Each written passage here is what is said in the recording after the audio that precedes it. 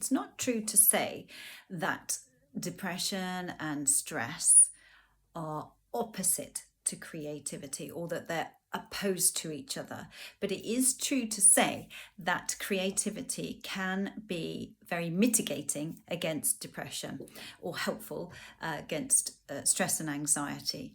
And that makes sense, doesn't it? Because if we're in a negative downward spiral, feeding all our thoughts about how bad life is, or our worries, our stresses, our strains, etc., if we stay in that moment and focus on those negative thoughts, we're just going to feed the fire. We're adding fuel to the fire all the time.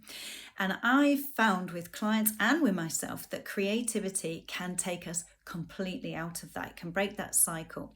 It can be a great release. It's very difficult if we're creatively painting or completely absorbed with decorating a phenomenal cake for somebody and really enjoying the moment, or listening to some great music, or dancing. I find dancing just as I'm cleaning the house or something like that with loud, fast music on and just making a fool of myself and bopping around in the kitchen while mopping the floors is really de-stressing, because you're moving. Your creativity, movement breaks that pattern, that cycle of negative thoughts. It stops feeding that fire.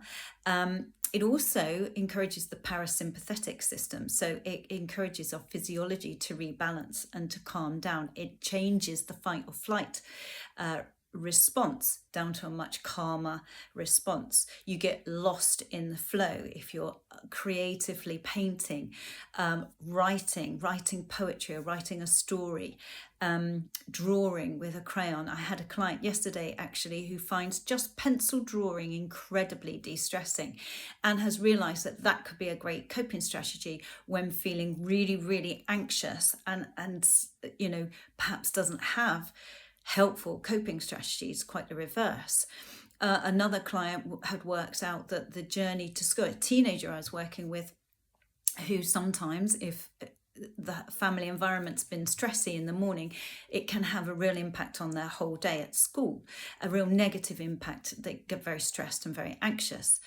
And has found out that by breaking that pattern en route to school, by doing something on their phone, creative, they're very into creative work on the phone, do lots of creating reels and things like that. But if they absorb themselves in the journey with editing and creating and things like that, they're not feeding all that negativity. They've broken that pattern by the time they arrive at the school gates, and they're in a much better frame of mind. And that has to be a better thing for young people struggling at schools. But it's true as well for adults at work. If we can break that pattern at lunchtime, if it's been an incredibly stressful morning, we can break that and sit and be creative, or listen to some good stuff, or do some good stuff, do some reels, or do some filming, or get your camera out, take some great shots in the park at lunchtime or something like that.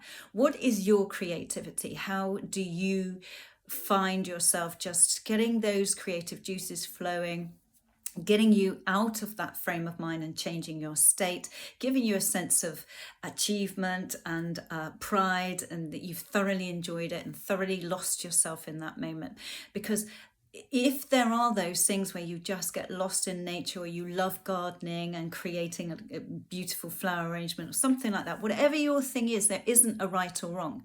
It's what your thing is to break that state, break that negative pattern. Know that it's a coping strategy. Know it's in your toolkit for when things are bad and you're feeling anxious or stressed or, not coping well. Know that it's there for you. It's very easy. It's very free, hopefully.